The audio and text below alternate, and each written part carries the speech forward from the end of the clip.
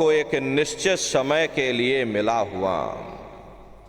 एक निश्चित समय को हम आप नहीं जानते हैं, किंतु जिसका ये मकान है, जिसका ये शरीर है, वो अवश्य ही जानता है। और समय पूरा हो जाने पर मकान मालिक जबरदस्ती इस मकान को खाली करवा देगा। उस समय न जमीन जायदाद काम आएगी, ना ये धन और संपत्ति काम आएगी। जीवात्मा को निकाल करके इस शरीर से बाहर कर दिया जाएगा। ये शरीर हमारा आपका यहीं जमीन पर गिर पड़ेगा, क्योंकि जीवात्मा के निकल जाने के बाद में ये शरीर सिर्फ एक माटी का पुतला है, उससे ज़्यादा कुछ भी नहीं। आप इस मिट्टी के पुतले को ले जाकर शमशान भूमि पर जला करके राख कर दोगे। हमारा आपका नाम, हमारी आपकी जात और बिरादरी, जिसके लिए हम लोग इतना लड़ते और झगड़ते थे, ये रुतबा, ये शानो शौकत, ये पद और प्रतिष्ठा उसी शमशान भूमि पर जल करके राख हो जाएगी। महात्मा प्रेम से जीवों को समझाते हैं कि भाई मिली नरदेह यह तुमको, बनाओ काज कुछ अपना, पचो मत आइस जग में, जानियो रैन का सुपना। प्रेमी भाई बहनों, जैसे रात में हम लोग स्वप्न देखते हैं, हालांकि उस समय पर हमें स्वप्न सच मालूम पड़ता है, असली प्रतीत मालूम होता है। लेकिन जब हम लोग सुबह उठते हैं, जब हमारी आंखें खुलती हैं, तब हमें होश आता कि नहीं भाई, हम तो स्वप्न देख रहे थे, ये सब भ्रम है। ठीक उसी प्रकार से ये दुनिया भी 10-20-100 साल का स्वप्न है।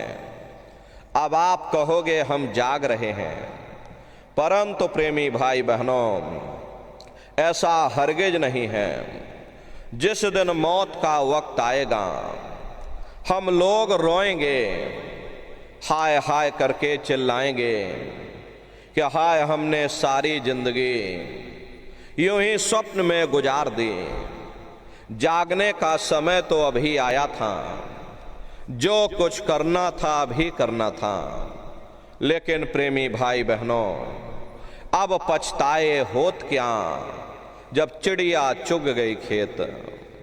महात्मा प्रेम से जीवों को समझाते हैं कि भाई देह और ग्रेह सब झूठा, भरम में काहे को खपना। ये घर बार हमारा अपना नहीं, ये पराया देश है, ये सराय खाना है, ये मुसाफिर खाना है। ये शरीर भी तुम्हारा अपना नहीं, ये भी काल का पिंजरा है, किराए का मकान है, पराया मकान है। किसी को 40-50 साल के लिए मिला, तो किसी को 80-90-100 साल के लिए मिल गया। जितने जितने श्वास उस मालिक ने बख्शे हैं, उसे भुगतने के बाद में हमें शरीर को यहीं छोड़ जाना। श्वास दुधारा नित ही जारी, एक दिन खाली चाम।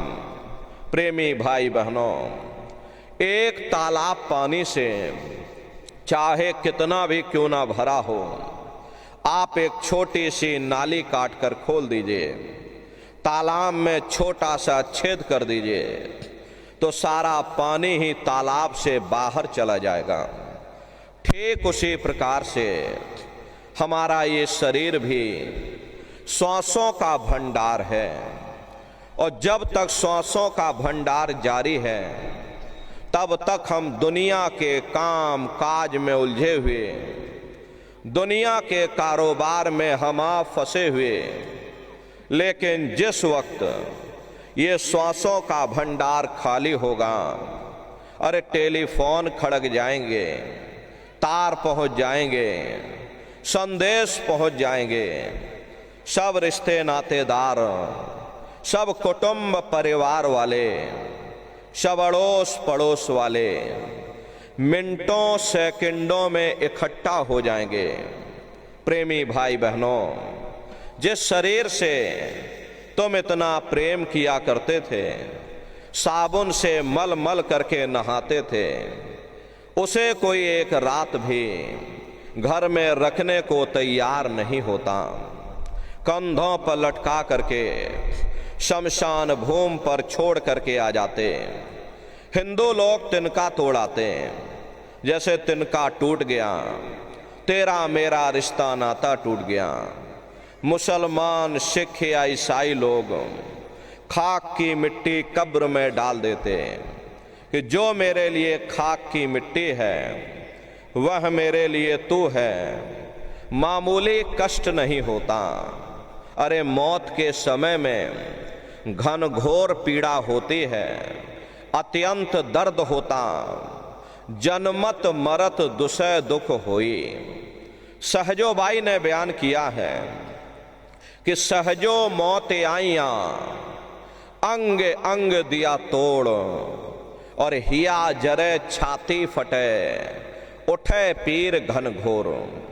गुरु महाराज सत्संग में फरमाते थे कि जैसे 1,00,000 बिच्छू एक साथ मिल करके हमारे शरीर पर डंक मारें, उससे भी लाखों करोड़ों गुना ज्यादा मौत के समय में दर्द होता है। जब मृत्यु आती है तो किस तरह से प्राण निकलते हैं, हमारे प्राणों के निकलने की क्या प्रक्रिया होती है, जरा उसे आप अच्छी तरह से समझ लीजिए।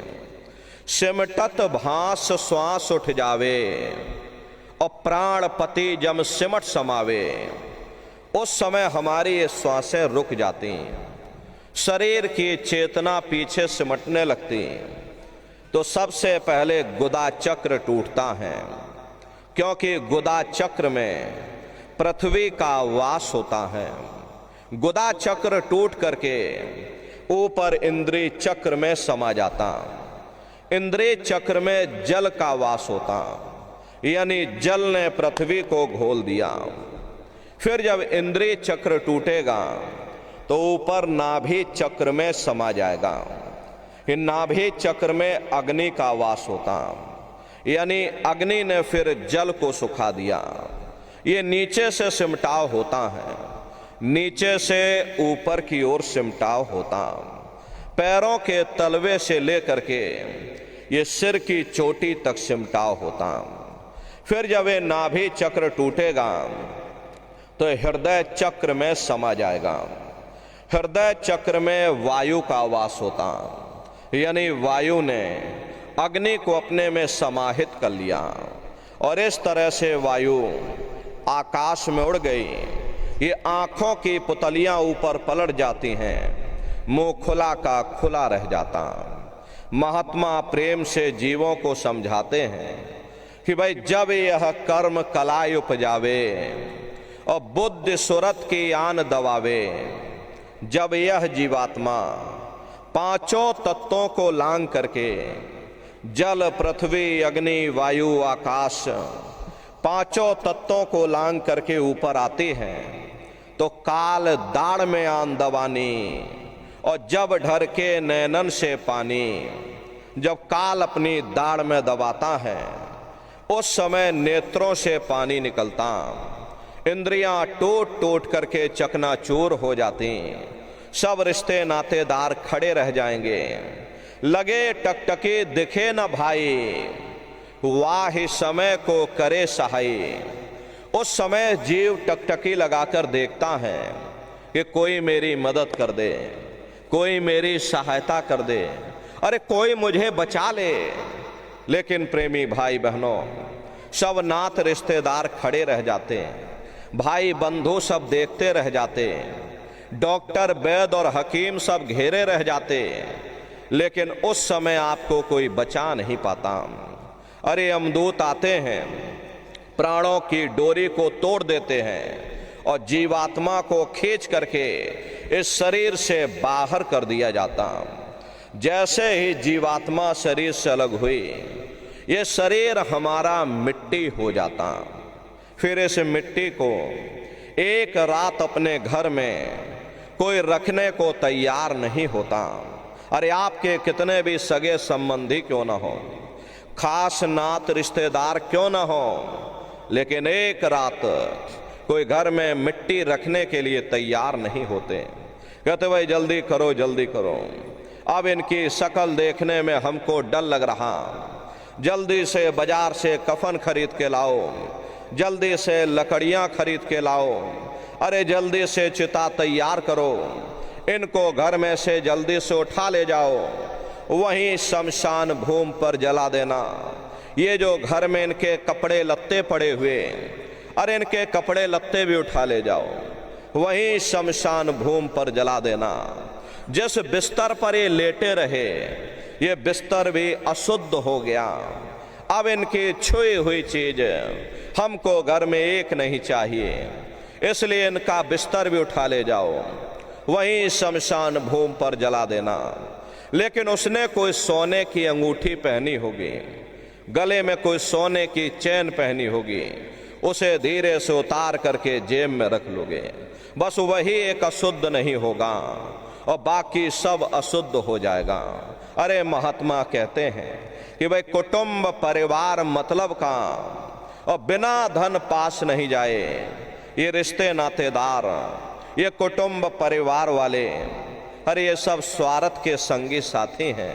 प्रेमी भाई बहनों, आज तुम्हारी जेब में पैसा है तो सब जैसे तैसे तुमसे रिश्तेदारियां कायम कर लेंगे, लेकिन अगर आज आपकी जेब खाली हो जाए, कोई किसी को याद नहीं करता। अभी बूढ़े बुजुर्गों से पूछा जाए कि भाई क्या तुमको तुम्हारे माँ बाप की याद आती है, तो कहेंगे भाई नहीं आती। अरे क्यों नहीं आती? तुम्हारे माँ बाप थे, तुमको पाला पोसा बड़ा किया, खुद बेचारे भूखे रहे होंगे, तुम्हारा पेट पाला होगा, तुमको तुम्हारे माँ बाप की याद क्यों नहीं आती? क्योंकि तुम्हारे सामने तुम्हारे लड़के बच्चे हो गए, तुम्हारे नाती पोता पंती और संती हो गए, इसलिए तुम अपने माँ बाप की यादों को धीरे धीरे भूल गए और नई यादों में धीरे धीरे बस गए। ऐसे ही प्रेमी भाई बहनों, एक दिन सब तुमको भी भूल जाएंगे, कोई किसी को यहाँ याद करने वाला नहीं। ये कहानी तो शमशान भूमि पर समाप्त हो गई। हाड़ जले जैसे लाकड़ी और केस जले जैसे घास और कंचन जैसी काया ढह गई, कोई ना आवे पास। ये कहानी तो शमशान भूमि पर समाप्त हो गई। उधर देखो क्या होता, तुम्हारी जीवात्मा को ले जाकर के ऊपर धर्मराज की कचहरी में पेश कर दिया जाएगा। वहां पलक झपकते ही तुम्हारे अच्छे और बुरे कर्मों का हिसाब किताब हो जाएगा। धर्मराज तुमको सजा सुना देंगे, ले जाओ इनको फलाने नरक में डाल दो, क्योंकि मैंने इनको मौका दिया था। जब ये माँ के गर्भ में उल्टे लटके हुए थे, सिर इनका नीचे था, पैर इनके ऊपर थे, उस समय इन्होंने मुझसे प्रार्थना की थी कि हे परमात्मा, अब प्रभु कृपा कर हुए भांति और सब तज भजन करे दिन राती, कि हे मालिक इस बार हमको मौका दे दो, इस बार हमको ये मनुष्य शरीर दे दो, हम भजन करेंगे, भक्ति करेंगे, हम अपनी जीवात्मा का कल्याण करेंगे। तो मैंने इनकी प्रार्थना को स्वीकार कर लिया और इनको मैंने सुंदर सा ये मनुष्य शरीर दे दिया और कह करके मैंने भेजा था कि भाई ये मनुष्य शरीर ये किराए का मकान है, ये तुम्हारा अपना नहीं है। अगर ये तुम्हारा अपना होता तो हमेशा तुम्हारे पास रहता, ये तुम्हारा अपना नहीं। ये मैंने तुमको कुछ समय के लिए किराए का मकान दिया है। हाँ, तुम अपनी जीवात्मा को मेरे किराए के मकान में बैठा करके और मालिक की भक्ति करके अपनी जीवात्मा का कल्याण करा लेना। मैंने कुछ समय के लिए तुम सबको ये किराए का मकान दिया है, और जब समय पूरा होगा तो मैं अपने सिपाहियों को भेजूंगा और उस समय पर तुम मेरे किराए के मकान को खाली कर देना। लेकिन इतना ध्यान रखना कि जैसा साफ सुथरा मैंने तुमको ये किराए का मकान दिया, मैंने तुमको ये पंच भौतिक शरीर दिया, ऐसा ही साफ सुथरा तुम मुझको वापस लौटाना। लेकिन इस किराए के मकान में बैठ करके, इस पंच भौतिक शरीर में बैठ करके इन्होंने बुरे खोटे पाप कर्म कर डाले।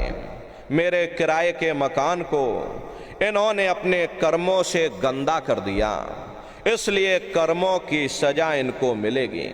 ले जाओ इनको फलाने नरक में डाल दो। महात्मा कभी झूठ नहीं बोलते। अरे महात्माओं ने जब साधना किया, साधना करके जब ऊपर गए और ऊपर जा करके जब उन्होंने नरकों का हाल देखा, तो हमारी आपकी जानकारी के लिए उन्होंने धर्म ग्रंथों में लिख दिया, लोह के खम्भ तपत के माही, और जहां जीव को ले चिपकाई वहां लोहे के खंबे अग्नि से धधक धधक कर लाल हो रहे। ऐसे खोटे जीवों को उन्हीं खंभों में लिटा दिया जाता। जीव हाय हाय करके चिल्लाता है, तड़फ तड़फ जीव जुलम बुखारी, और तपत खम्भ दुखी उपजे भारी।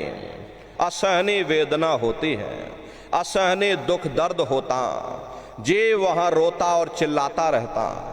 लाखों लाख जोजन मील तक तुम्हारे रोने और चिल्लाने की आवाज उन नरकों में गूंजती है। लेकिन प्रेमी भाई बहनों, वहां कोई तुम्हारी पुकार सुनने वाला नहीं, कोई तुम्हारी दर्द भरी आवाज को सुनने वाला नहीं। ये दुर्दशा क्यों हो गई? क्योंकि हम लोग मनमुखी हो गए, मन के कहे पर चलने लग गए, और मन के कहे पर चल करके बुरे खोटे पाप कर्म करने लग गए। कर्मों का ये जखीरा अंबार के अंबार हमने अपने सिर पर लाद लिए। आज उन्हीं कर्मों का हम आप भोग पा रहे। अरे महात्मा कहते हैं कि नर के अनेक अनियोर हैं, कहाँ लग कहूँ बखान, दुख भोगते यह जीव जो जाने जो भोग समान। कहते वह एक नरक नहीं, ऐसे वहां पर अनेकों अनेक नरक बने हुए। गरुड़ पुराण में 36 प्रकार के नरकों का वर्णन किया गया। कुंभी नरक निदान यह है, पड़े जीव जग जाए, और सिर समेत डूबा रहे सदा नरक के माही। कुंभी कहते हैं घड़े के आकार का बड़ा विशाल नरक बना हुआ, दुनिया भर का मवाद उसमें भरा, बड़ी भारी बदबू उसमें से आती, जीवों को ले जाकर उसी में डाल दिया जाता। जब ही नरक सिर ऊपर काढ़े और तब ऊपर जूते जब मारे, जैसे ही ये जीव श्वास लेने के लिए अपने सिर को ऊपर निकालता, ऊपर यमदूत खड़े रहते, नोकदार भालों से प्रहार कर देते। जीव फिर उसी में डूब जाता है, युगों युगों तक डूबा रहता। कुंभी नरक कल्प लो वासा, मुख में नरक नाक में श्वासा।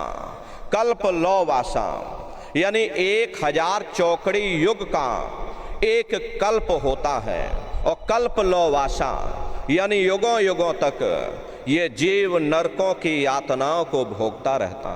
और नरकों की यातनाओं को भोगने के बाद में इसी जीवात्मा को सीधे मनुष्य शरीर नहीं दिया जाता, बल्कि इसे 4 खान 84 लाख योनियों में डाल दिया जाता।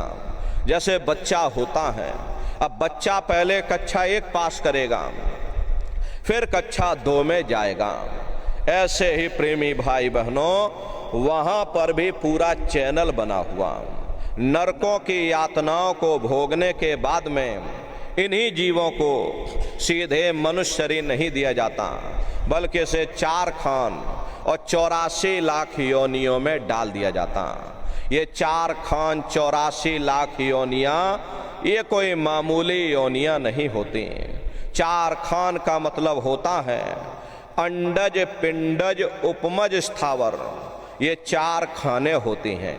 पहली श्रेणी तो इन पेड़ पौधों की आती है जिनके अंदर पानी का तत्व मौजूद होता। अरे कभी ये भी मनुष्य हुआ करते थे, लेकिन आज अपने कर्मों का भोग पा रहे एक जगह पर बेचारे पेड़ बन के खड़े हुए। दूसरी श्रेणी कीड़े मकोड़ों की आती है जिनके अंदर पृथ्वी और अग्नि का तत्व मौजूद होता है। तीसरी श्रेणी पंछियों की आती है। चौथी चौपाए जानवरों की आती है और पांचवी स्वयं इंसान की आती है, जिसके अंदर पांचों तत्व जल, पृथ्वी, अग्नि, वायु, आकाश, पांचों तत्व मौजूद होते हैं। प्रेमी भाई बहनों, ये 4 खाने हैं, इनकी अलग अलग कुल 84 लाख योनियां होती हैं। अब आप पेड़ पौधों को देखिए तो आम का पेड़ अलग है, पीपल का पेड़ अलग है, केले का पेड़ अलग है, नारियल का पेड़ अलग है। ऐसे ही अलग अलग प्रजातियों के कीड़े मकोड़े, अलग अलग प्रजातियों के पशु और पंछी, कुल मिलाकर के 84 लाख योनियां हैं। हम दुनिया के जीव नरकों की यातनाओं को भोगने के बाद में इन्हीं 84 लाख योनियों में डाल दिए जाते हैं। अरे मामूली कष्ट नहीं होता।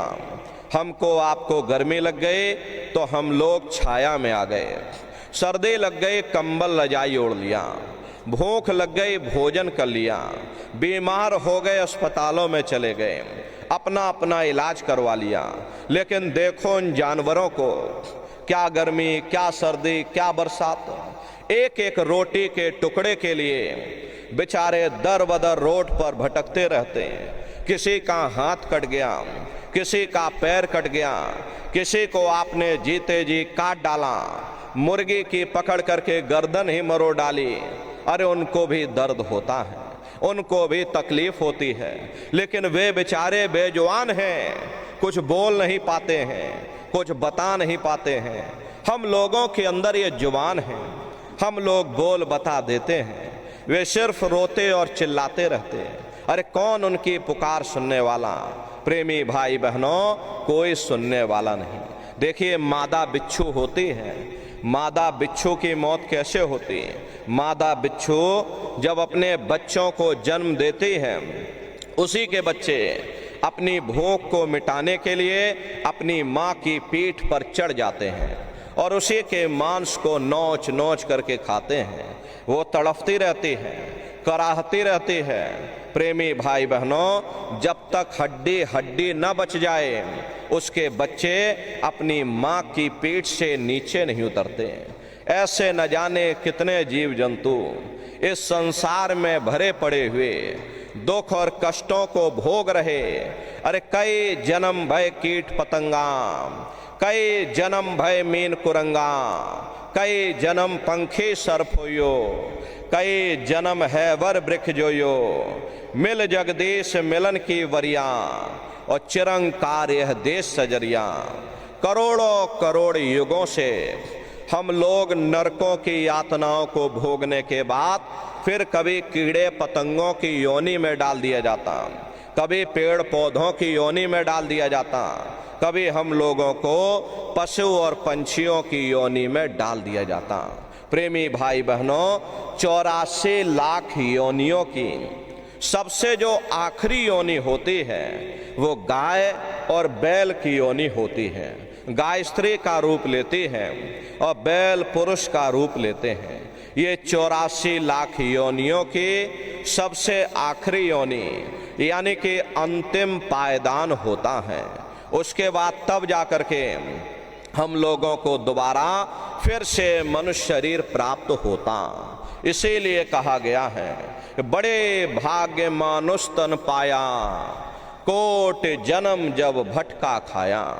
कोटान कोट जन्म जन्मांतरों तक अलग अलग योनियों में भटकने के बाद में तब बड़े सौभाग्य से तुम लोगों को ये मनुष्य शरीर प्राप्त हुआ।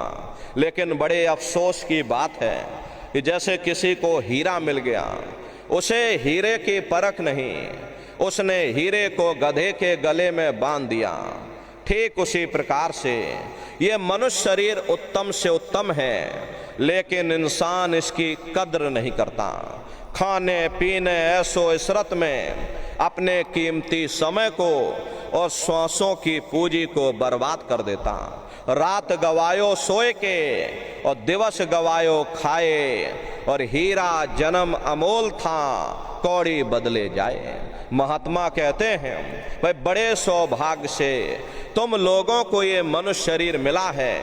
बड़े से बड़े देवी और देवता भी इस शरीर को पाने के लिए तरसते हैं, क्योंकि देवी देवता भी अपने पुण्य कर्मों का भोग स्वर्ग बैकुंठ में भोग रहे, उनको मुक्ति नहीं है। अगर देवी देवता मुक्ति पाना चाहते हैं तो उनको भी मनुष्य शरीर में आना पड़ेगा, क्योंकि प्रेमी भाई बहनों, इसी मनुष्य रूपी मंदिर में बैठ करके हम उस परमात्मा की भक्ति कर सकते। इसीलिए संतों महात्माओं ने इस पंच भौतिक शरीर को सच्चा हरि मंदिर कहकर याद किया। ये हरि मंदिर यह शरीर है और ज्ञान रतन प्रकट हुए ये असली हरि मंदिर है। जब भी वो परमात्मा मिलेगा इसी हरि मंदिर के अंदर मिलेगा।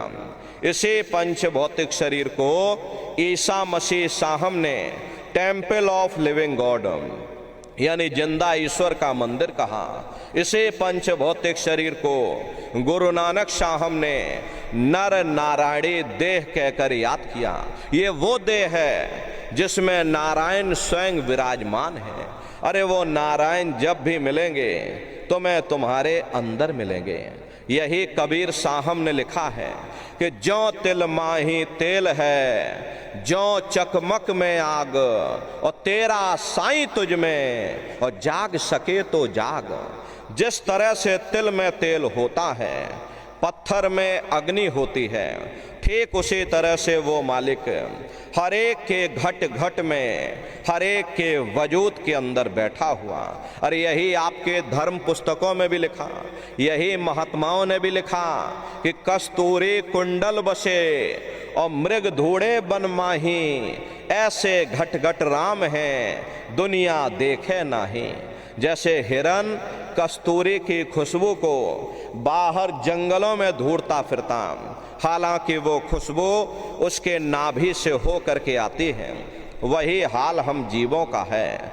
हम दुनिया के जीव भी उस परमात्मा की खोज बाहर इस जड़ संसार में कर रहे, लेकिन महात्मा कहते हैं भाई मोको का ढूंढे रे बंदे, मैं तो तेरे पास में, और ना तीरथ में ना मूरत में, मैं तो हूँ विश्वास में। ना मैं तीरथ में मिलूंगा, ना मैं मूरत में मिलूंगा, ना मैं अन्य किसी कर्मकांड में मिलूंगा, ना मैं ग्रंथों में मिलूंगा, ना मैं पोथियों में मिलूंगा, ना ही मैं इन किताबों में मिलूंगा। चाहे सारी उम्र बैठ करके तुम ढोलक और मजीरा बजा बजा करके उन किताबों को पढ़ते रहो, अरे मैं जब भी मिलूंगा तो मैं तुम्हारे अंदर मिलूंगा। प्रेमी भाई बहनों, बड़ी सीधी सी बात है कि अगर खाना बनाने की किताब सारी उम्र बैठ करके पढ़ते ही रहोगे कि भाई खाना ऐसे बनता है और खाना वैसे बनता है, और खाने में नमक डाला जाता है और खाने में तेल डाला जाता है, तो कभी तुम्हारा पेट नहीं भर सकता। जब तक आप खाना बनाओगे नहीं, उसे स्वयं खाओगे नहीं, कभी तुम्हारा पेट नहीं भर सकता। हम वेदों की निंदा नहीं करते, हम ग्रंथों की निंदा नहीं करते, हम गीता कुरान और बाइबल की निंदा नहीं करते। अरे हमारे वेद शास्त्र गीता कुरान और बाइबल कहती है कि भाई मनुष्य के अंदर अंड खंड ब्रह्मांड हैं, स्वयं वो परमात्मा इसके अंदर बैठा। चलो अंदर चलो, अंदर चल करके उस परमात्मा का दर्शन दीदार करो। अब सवाल ये उठता है भाई आखिर हम अपने अंदर जा करके उस परमात्मा का दर्शन कैसे करेंगे? तो इसके लिए संतों महात्माओं ने केवल 3 साधन बताए। साधन 3 सारे उनवर ने, और साधन सब थोथे मान। इस कलयुग में उस मालिक को पाने के लिए महात्माओं ने केवल 3 साधना बताई। पहला है सुमरन, दूसरा है ध्यान और तीसरा है भजन। सुमरन कहते हैं मालिक को याद करना, ध्यान कहते हैं अपनी दिव्य दृष्टि को खोलना, अपने शिव नेत्र को खोलना, और भजन कहते हैं कान में उंगली डाल करके उस शब्द को सुनना, उस नाम को सुनना, उस देववाणी आकाशवाणी को सुनना जो 24 घंटे तुम्हारे अंदर गूंज रही। प्रेमी भाई बहनों, ये सुरत शब्द नाम योग की साधना है। जितने भी महात्मा धरती पर आए उस मालिक को पाया, सुरत शब्द नाम योग की साधना करके ही पाया। देखिए प्रेमी भाई बहनों, सबसे पहले कबीर साहब आए। कबीर साहब ने सुरत शब्द नाम योग की साधना जारी की। उसके बाद गुरु नानक साहब आए। गुरु नानक साहब ने भी सुरत शब्द नाम योग की साधना जारी की। उसके बाद और भी महात्मा आए, कबीर, नानक, दादू दरिया, भीखा, रविदास, पलटू, जगजीवन। चित्रकूट में आप चले जाइए, गोस्वामी जी महाराज जिन्होंने रामचरित्र मानस बनाई, जिसका पाठ आप सभी लोग मंदिरों में करते हो, उन्होंने भी उस मालिक को पाया, सुरत शब्द नाम योग की साधना करके ही पाया। राजस्थान की धरती पर देखिए मीराबाई हुई, सहजोबाई हुई, उन्होंने भी उस मालिक को पाया, सुरत शब्द नाम योग की साधना करके पाया। प्रेमी भाई बहनों, ये सुरत शब्द नाम योग की साधना है। इस साधना की 3 क्रियाएं हैं, सुमरन, ध्यान और भजन। तो कैसे आप लोग सुमरन करोगे, कैसे आप लोग ध्यान करोगे और कैसे आप लोग भजन करोगे, जरा बैठ करके अच्छी तरह समझिएगा और फिर घर पर जा करके करिएगा। तो सबसे पहले सुमरन कैसे किया जाएगा? सुमरन करने के लिए एक माला आप लोग ले लेना। ये देखिए प्रेमी भाई बहनों, 108 दाने की ये माला है। अपने अपने घरों में बैठ करके बाहर से अपनी आंख को बंद कर लेना। दोनों आंखों के मध्य भाग में अपने ध्यान को रोक करके और दाने दाने पर जय गुरुदेव नाम का उच्चारण करिएगा। हर दाने पर जय गुरुदेव नाम, हर दाने पर जय गुरुदेव नाम, जय गुरुदेव, जय गुरुदेव, जय गुरुदेव, कुल 108 बार करिएगा। दोबारा इसी जगह फिर वापस आ जाओगे। जब आप जय गुरुदेव नाम का उच्चारण करोगे तो दोनों आंखों के मध्य भाग में अपने ध्यान को रोक करके और दाने दाने पर जय गुरुदेव नाम का उच्चारण करिएगा। जिसको आप याद कर रहे हो, एक समय ऐसा आएगा वो अंतर में तुम्हारे सामने प्रकट हो जाएगा।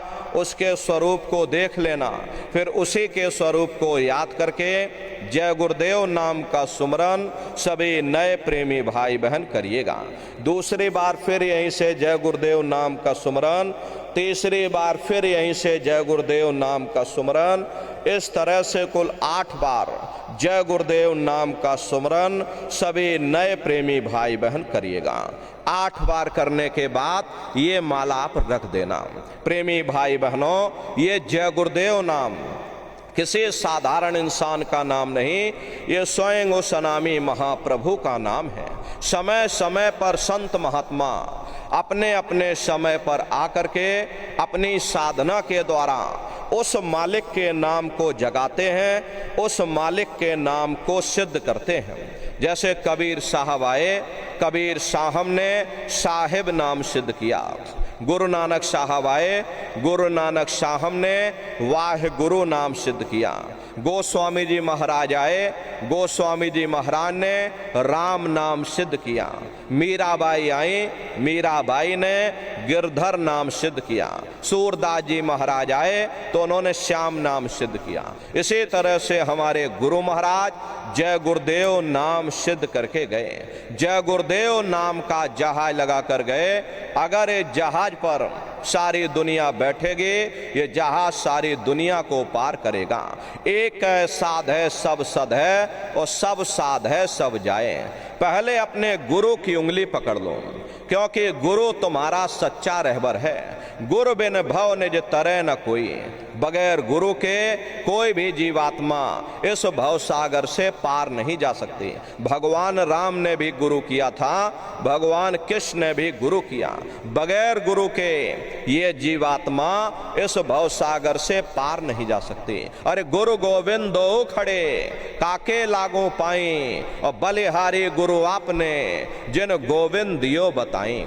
महिमा उन्हीं की है जिन्होंने गोविंद को लखा दिया। इसीलिए कहा जाता है कि गुरुर ब्रह्मा गुरुर विष्णु गुरुर्देवो महेश्वरः गुरुर साक्षात पर ब्रह्मा तस्मै श्री गुरुवे नमः। तीन लोक नौ खंड में गुरु से बड़ा न कोई, और कर्ता करे न कर सके, और गुरु करे सो होई। इसलिए प्रेमी भाई बहनों, साधना करने से पहले जय गुरुदेव नाम का सुमरन सभी नए प्रेमी भाई बहन करिएगा, और सुमरन करने के बाद में फिर आप ध्यान पर बैठिएगा। दूसरा है ध्यान, और ध्यान कहते हैं दृष्टि को एकाग्र करना, अपनी दिव्य दृष्टि को खोलना, अपने शिव नेत्र को खोलना। कैसे ध्यान करोगे जरा अच्छी तरह से समझ लीजिए। अपने अपने घरों में पलथी मार करके आप लोग बैठिएगा, शरीर को टाइट मत करिएगा। बहुत से प्रेमी क्या करते हैं कि ध्यान के समय अपने शरीर को बिल्कुल टाइट कर देते हैं। यदि आप अपने शरीर को टाइट कर दोगे तो ये शरीर आपका थक जाएगा और फिर शरीर ढीला पड़ जाएगा। इसलिए पहले से ही अपने शरीर को बिल्कुल ढीला छोड़ देना। जितना आराम से आप बैठोगे उतना आपके लिए अच्छा रहेगा। तो ढीले बदन से आराम से बैठिएगा। आँखों को धीरे से बंद कर देना। दोनों आँखों के मध्य भाग में दूर सामने देखिएगा। सामने आपको अंधेरा दिखाई पड़ेगा। बस उसी अंधेरे में एक जगह पर आप अपनी दृष्टि को एकाग्र करिए। होशियारी यही रहे ये आँखों की पुतलियां हिलने ना पाएं। शुरुआती समय में ये आँखों की पुतलियां अंदर अंदर हिलेंगी, लेकिन जब आप अभ्यास बराबर करते रहोगे तो आँखों की पुतलियां हिलना बंद हो जाएंगी। तो दूर सामने अंधेरे में एक जगह पर अपनी दृष्टि को एकाग्र करिएगा, या उस अंधेरे को ही आप देखते रहना। एक टक हो करके सामने अंधेरे को देखते रहना। दृष्टि अपने आप अंधेरे में एकाग्र हो जाएगी, और जैसे ही आपकी दृष्टि उस अंधेरे में एकाग्र होगी तो सुई की नोक के बराबर काले में भी काला बिंदु तारे की तरह चम चम चम चम चमकेगा, वो सामने आपको दिखाई पड़ जाएगा। और जब वो चमकदार बिंदु सामने दिखाई पड़ जाए तब आप अपनी दृष्टि को उस बिंदु पर एकाग्र कर देना। और जब आप अपनी दृष्टि बिंदु पर एकाग्र करोगे तो बिंदु के चारों तरफ से बड़ा भारी प्रकाश निकलेगा। चक्र की तरह से बहुरंगी प्रकाश होगा। वो प्रकाश धीरे धीरे बड़ा होता चला जाएगा। साधक इतना मोहित हो जाता है कि बिंदु को तो छोड़ देता और दाएं बाएं प्रकाश को देखने में लग जाता।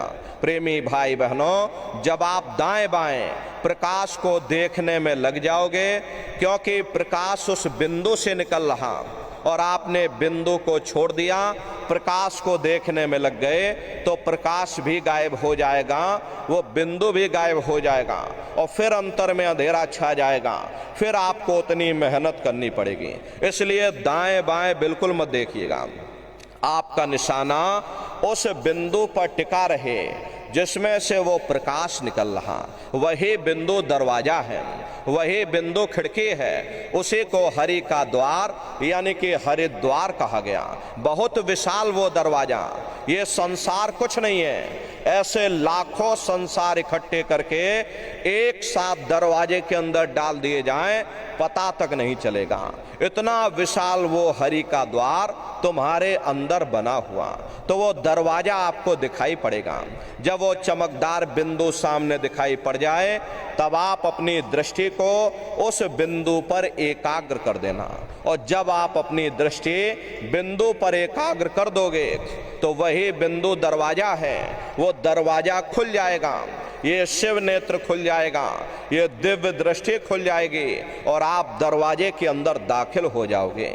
एक बार प्रेमी भाई बहनों ये दिव्य दृष्टि खुल जाए, फिर क्या भूत, क्या भविष्य और क्या वर्तमान, कोई भेद आपसे गुप्त नहीं रहेगा।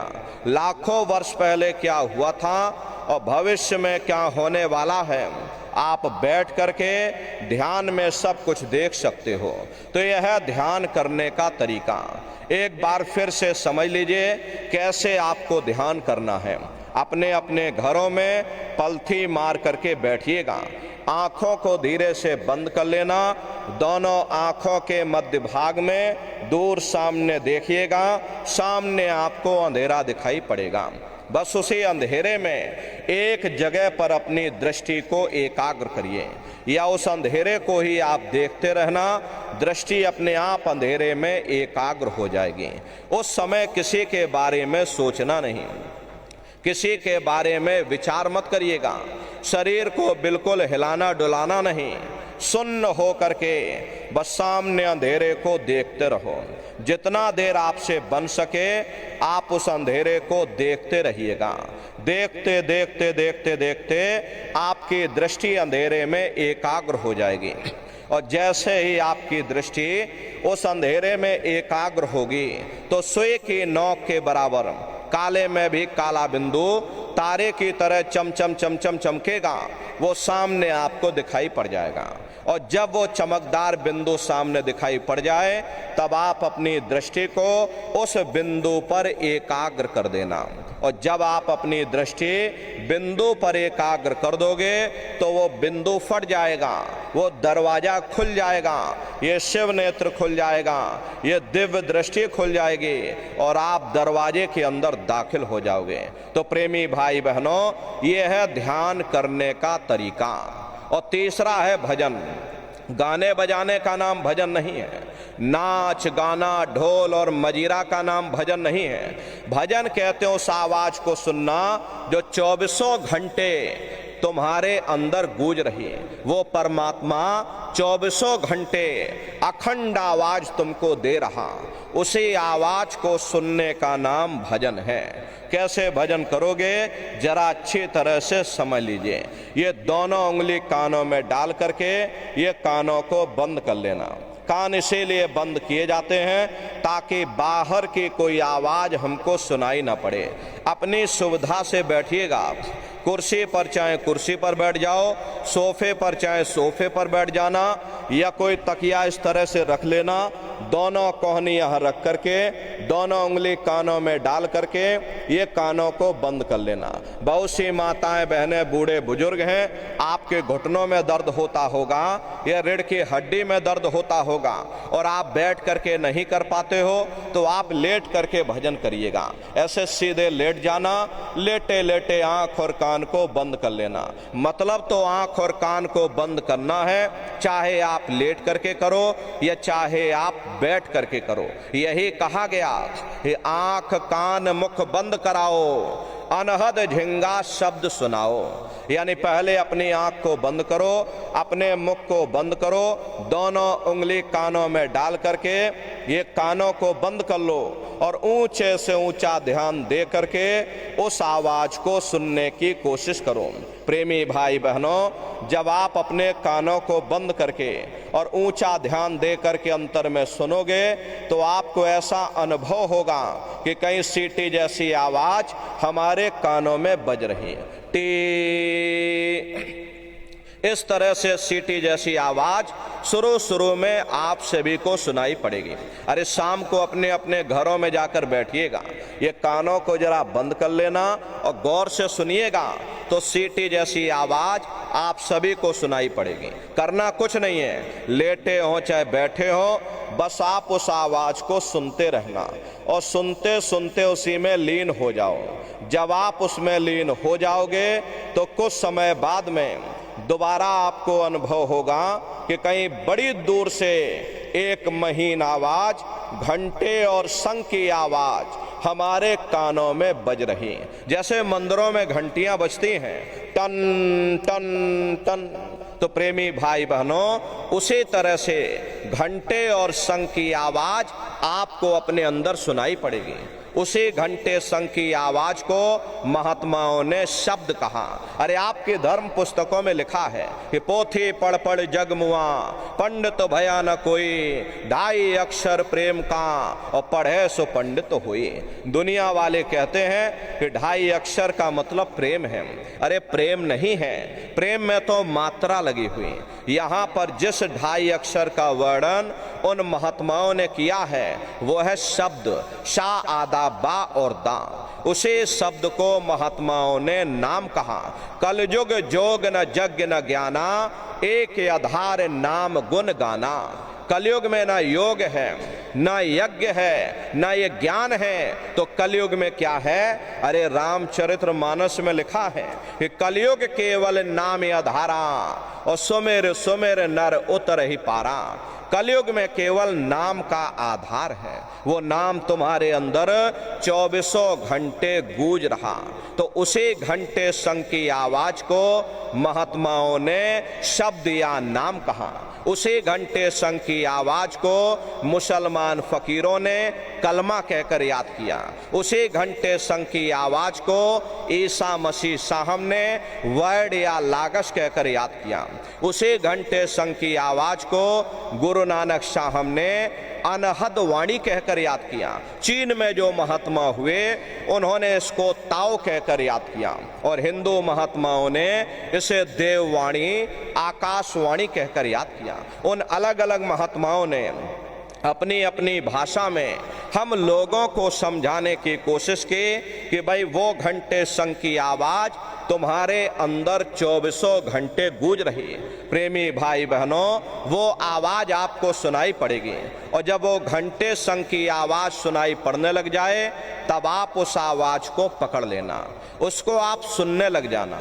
और जब आप उसको सुनने लग जाओगे तो वो आवाज धीरे धीरे बढ़ना शुरू होगी और बढ़ते बढ़ते इस कदर बढ़ेगी कि आपके रोम रोम में घंटे और शंख की आवाज गूंजने लग जाएगी। अरे बड़ी घनघोर आवाज होती है, बड़े मधुर वो आवाज होती है। ये जो दुनिया भर के गाने आप लोग सुनते हो उस रूहानी संगीत के सामने ये दुनिया के संगीत कुछ नहीं है। जब आप उस संगीत को सुनोगे इतना भारी आनंद आपके ऊपर छा जाएगा, इतनी खुशी आपको होगी, अरे ऐसा नशा आपके ऊपर चढ़ जाएगा कि आप सारी दुनिया को भूल जाओगे, इतना आप उस आवाज में खो जाओगे। प्रेमी भाई बहनों, शंकर भगवान को वही नशा चढ़ा था। शंकर भगवान कोई गांजा भांग नहीं पीते थे। ये तो हमने आपने शंकर भगवान को भी बदनाम कर दिया कि शंकर भगवान गांजा भांग पीते थे तो चलो हम भी गांजा भांग पिएंगे। लेकिन प्रेमी भाई बहनों, शंकर भगवान ने कभी गांजा भांग नहीं पिया। शंकर भगवान जिस नशे में लीन रहते थे वो नाम का नशा था, वो ध्यान का नशा था, वो भक्ति का नशा था। जब आप उस आवाज को सुनोगे तो आपको भी वो नशा चढ़ जाएगा, क्योंकि उस आवाज में चुंबक है। जब आप उस आवाज को सुनोगे तो वो आवाज आपको अपनी ओर खींचेगी और जब खिंचाव होगा तो जीवात्मा का फैला हुआ प्रकाश ये 9 दरवाजों से सिमटने लगेगा। अब ये 9 दरवाजे कौन कौन से हैं? देखो प्रेमी भाई बहनों, अच्छी तरह समझिएगा, ये बहुत बड़ा विज्ञान है। दुनिया का विज्ञान जब समाप्त हो जाएगा तो ये विज्ञान प्रारंभ होगा। तो 9 दरवाजे कौन कौन से?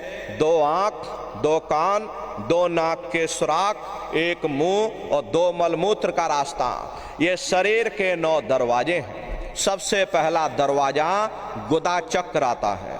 गुदा चक्र में गणेश जी वास करते हैं।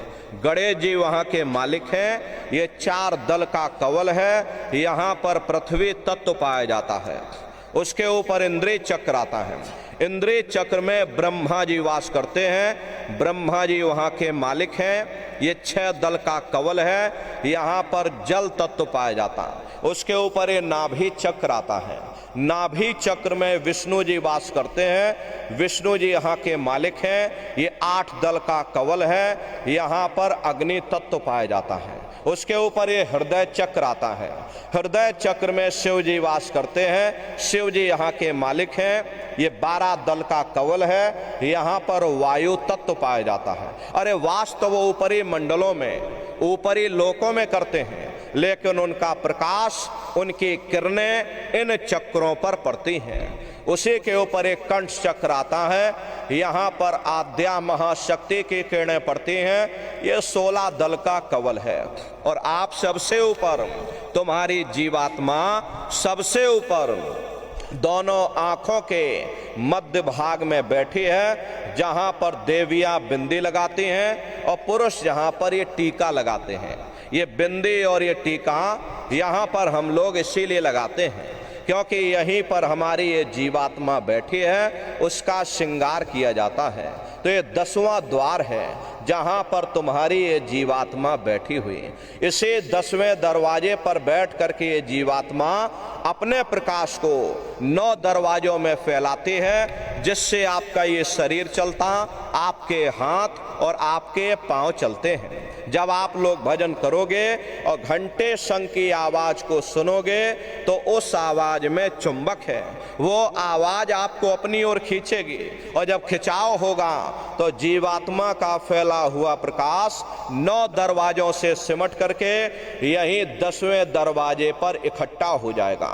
और जैसे ही सारी शक्ति, सारी चेतना सिमट करके यहाँ पर इकट्ठी हुई तो शब्द क्या काम करेगा? शब्द तुम्हारी जीवात्मा को खींच करके इस शरीर से बाहर कर देगा। फिर आप अपनी आंखों से देखिएगा कि हमारा शरीर ये है और हम ये खड़े। आप अपने शरीर से अलग हो जाओगे।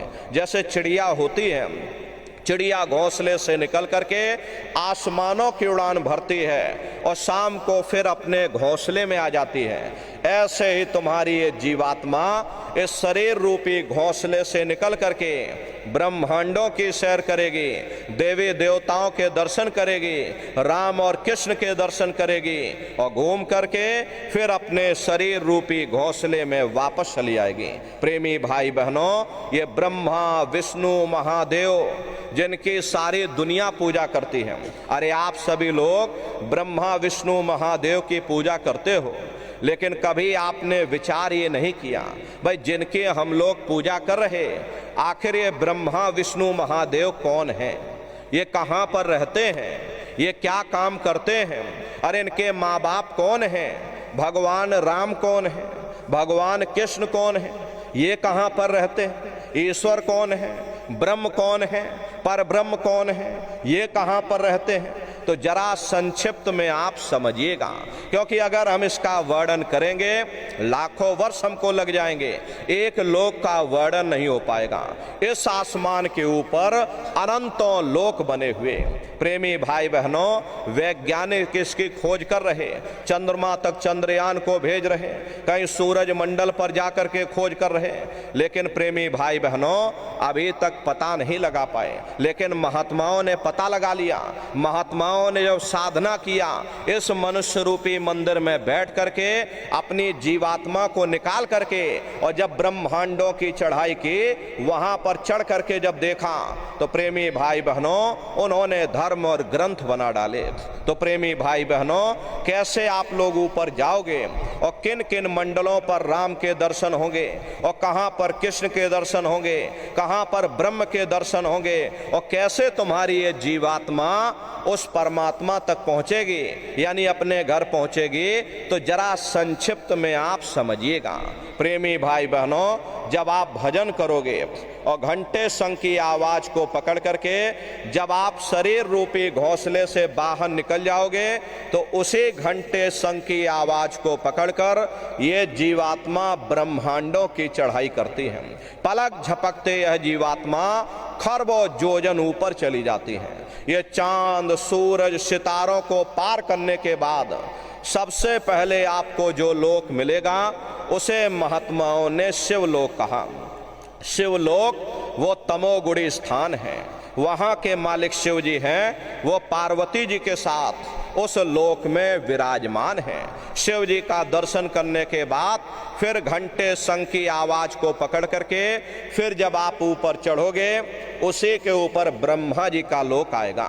ब्रह्मा जी का लोक वो रजोगुणी स्थान है, वहाँ के मालिक ब्रह्मा जी हैं। वो गायत्री, सावित्री और सरस्वती के साथ उस लोक में विराजमान हैं। वहाँ पर वेद ध्वनियाँ सदा उस लोक में उच्चारण होती रहती हैं। और ब्रह्मा जी का दर्शन करने के बाद फिर घंटे शंख की आवाज को पकड़ करके फिर जब आप ऊपर चढ़ोगे उसी के ऊपर विष्णु लोक आएगा।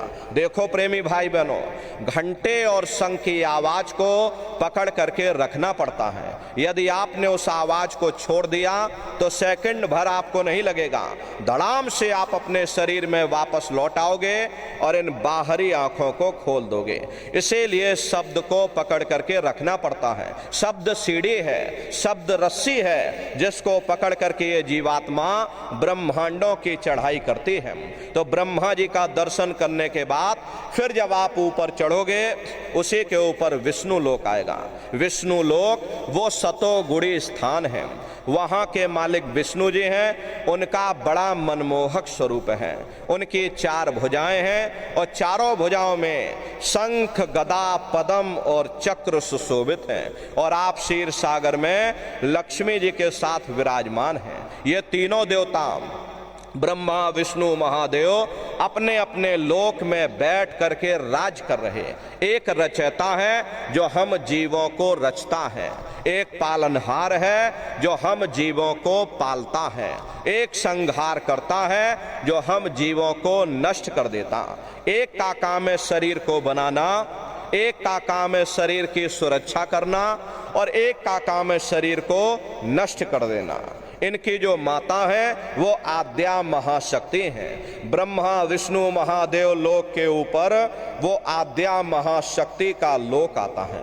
और उसी लोक को पार करने के बाद सबसे पहला देश आपको मिलेगा, या यूं कह लीजिए कि पहली राजधानी आपको मिलेगी, जिसे महात्माओं ने सहस दल कवल कहा। वो राजधानी है। ये ब्रह्मा, विष्णु, महादेव के जो लोक हैं उस राजधानी के अंतर्गत आने वाले जिले हैं। आप इस तरह से समझिए जैसे आपके छत्तीसगढ़ की राजधानी रायपुर है, ये आपका छोटा सा जिला है। इसी तरह प्रेमी भाई बहनों वो सहस दल कवल राजधानी है। राजधानी का जो मालिक है वो निरंजन भगवान है। ये ब्रह्मा, विष्णु, महादेव ये निरंजन भगवान के ही पुत्र हैं। और ये आद्या महाशक्ति ये निरंजन भगवान की अर्धांगिनी है। और निरंजन भगवान स्वयं तीनों लोकों के मालिक हैं। उन्हीं को त्रिलोकीनाथ कहा गया। हिंदू उन्हीं को परमात्मा कहते, मुसलमान उन्हीं को खुदा कहते, ईसाई उन्हीं को गॉड कहते। ये जल एक है। जल को चाहे आप पानी कह लो, चाहे वाटर कह लो, चाहे आप नीर कह लो। इसी तरह प्रेमी भाई बहनों वो परमात्मा एक है। हम लोग लफ्जों के झगड़े में उलझे हुए।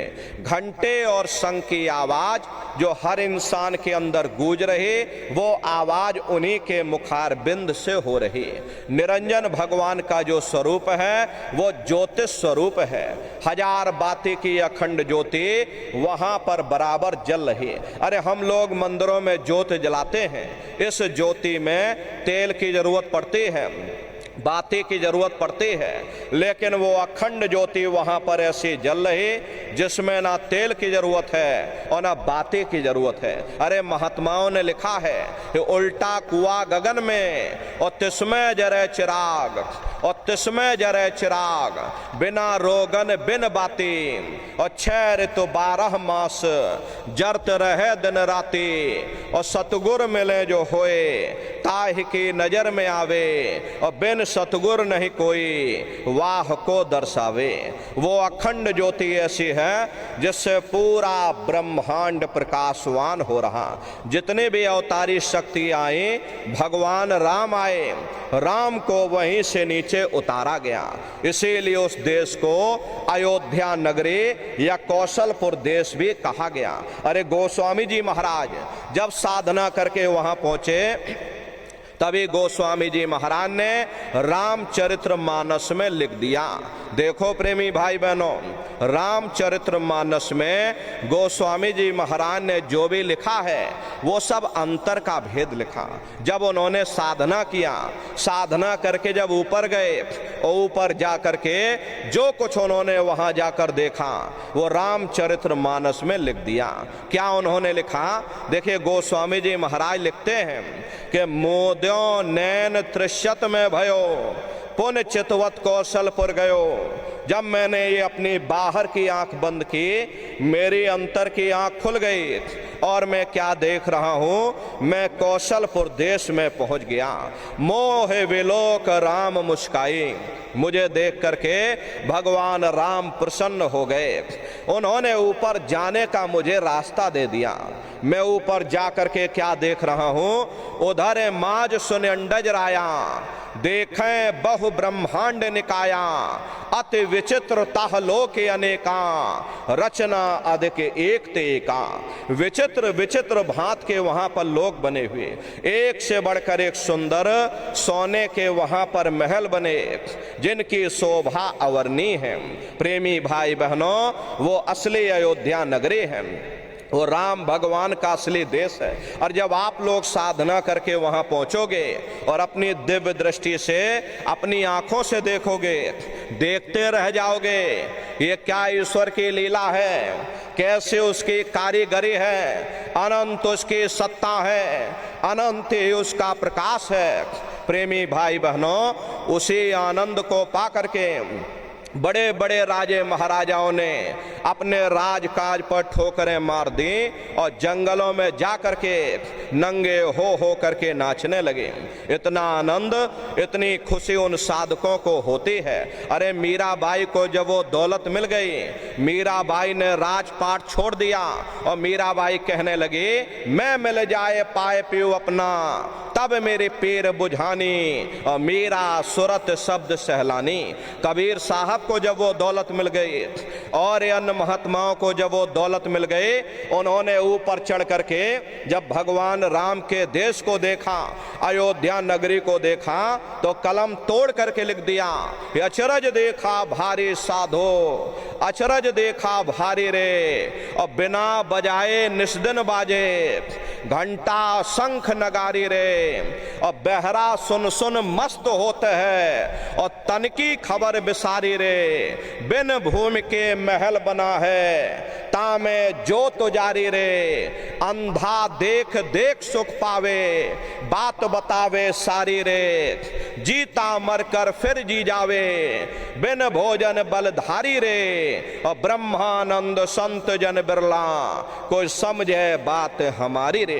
प्रेमी भाई बहनों, वो असली अयोध्या नगरी है, वो राम भगवान का असली देश है। अरे राम जी का दर्शन करने के बाद फिर तुम्हारी ये जीवात्मा दूसरे मंडल के शब्द को पकड़ करके और दूसरे मंडल की चढ़ाई करेगी।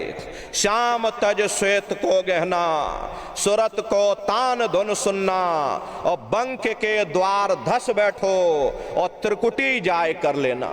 उसी के ऊपर दूसरा देश आता जिसे महात्माओं ने त्रिकुटी देश कहा।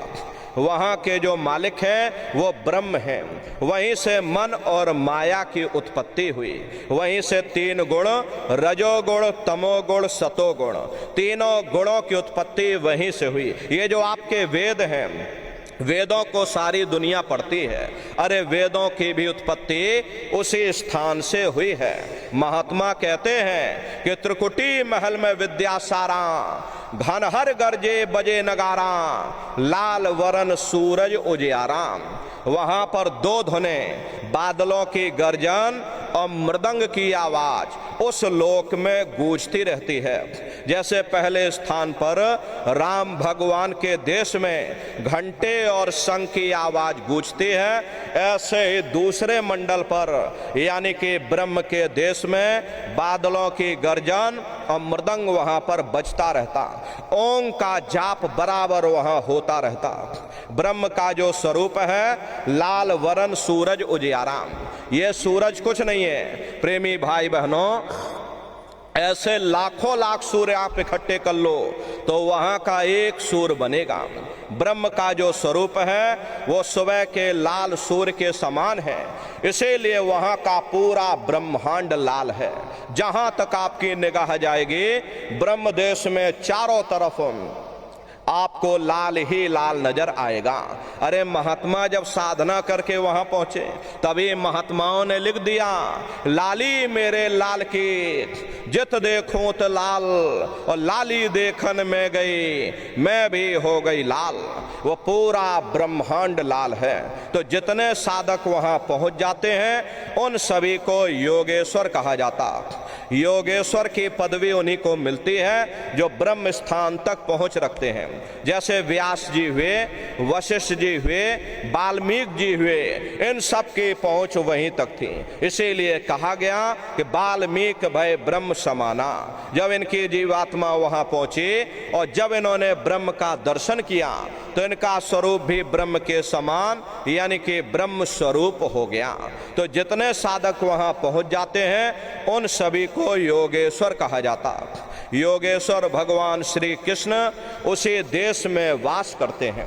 ये जो ब्रह्म देश है वो श्री कृष्ण भगवान का ही देश है और श्री कृष्ण भगवान वहीं पर रहते हैं। प्रेमी भाई बहनों, ये जन्माष्टमी नहीं है जो आप लोग यहाँ पर मनाते हो, ये तो आप नकल करते हो। महात्माओं ने कहा था भाई सही मायने में तुम जन्माष्टमी कब मनाओगे? जब तुम्हारी ये जीवात्मा 5 तत्व जल पृथ्वी अग्नि वायु आकाश और 3 गुण रजोगुण तमोगुण सतोगुण 5 तत्व और 3 गुणों से परे हो करके और ब्रह्म देश में पहुंच करके जब कृष्ण भगवान का दर्शन कर लोगे तब सही मायने में जन्म अष्टमी मनाई जाएगी। वहां कृष्ण भगवान का दर्शन करने के बाद फिर तुम्हारी ये जीवात्मा तीसरे मंडल के आवाज को पकड़ करके और तीसरे मंडल की चढ़ाई करती है। आगे पहुंची सुन झंकार ररंकार धुन सुनी पुकार, आगे श्वेत सुन है भाई मान सरोवर पैठ नहाई। उसी के ऊपर तीसरा देश आता जिसे महात्माओं ने सुन्न देश कहा, उसी को रारंग देश कहा जाता, उसी को अक्षर और नेति कहा जाता। वहां के जो मालिक हैं वो रारंग पुरुष यानी कि पर ब्रह्म पुरुष हैं। वहां किंगरी और सारंगी 2 धुनें उस लोक में गूंजती रहती हैं और पर ब्रह्म पुरुष का जो स्वरूप है वो पूर्णमासी के चंद्रमा के समान बड़ा ही मनमोहक स्वरूप है। इसी स्थान पर प्रेमी भाई बहनों एक बहुत बड़ा अमृत का सरोवर बना है जिसे महात्माओं ने मान सरोवर कहा। जब तुम्हारी ये जीवात्मा उस मान सरोवर में जाकर स्नान कर लेगी तो जन्म जन्मांतरों के तुम्हारे मैले पाप कर्म साफ हो जाएंगे। अरे यहाँ के पानी से तुम्हारे कर्मों की सफाई नहीं होने वाली, ये बाहर का पानी तुम्हारे शरीर के मैल को धो सकता, लेकिन जो पापों का मैल है, जो अंतःकरण में ये जो कर्मों की गंदगी आपने लाद रखी है, वो जब साफ होगी जब आप तीसरे मंडल पर पहुंच करके उस गंगा में डुबकी लगाओगे। उसमें स्नान करने के बाद ये जीवात्मा हंस रूप हो जाती है। हंसन मिले हंसा हो जाए, मिले जो अमी आहारा है। जीवात्मा का खुद का प्रकाश उस अमृत के सरोवर में स्नान करने के बाद 16 सूर्य के बराबर हो जाता। तो फिर यही जीवात्मा चौथे मंडल के शब्द को पकड़ करके और चौथे मंडल की चढ़ाई करती है। 2 पर्वत के संग निहारो और भंवर गुफा ते संत पुकारो। 2 पर्वतों को पार करने के बाद वो बड़ा सुंदर देश आता जिसे महात्माओं ने भंवर गुफा कहा। वहां के जो मालिक हैं वो सोहंग पुरुष हैं। वहां बंशी यानी मुरली की मधुर ध्वनियां सदा उस लोक में उच्चारण होती रहती और सोहंग पुरुष का दर्शन करने के बाद ताके परे धाम सतनामा और बीन बजे सतलोक ठिकाना। सोहंग देश के ऊपर वो 5वां देश आता है जिसे महात्माओं ने सचखंड देश कहा, वो सचखंड देश अजर अमर अविनाशी सदा एक रस रहने वाला देश है। वहाँ न काल है, न कर्म है, न दुख है, न संताप है, न पुण्य है, न पाप है।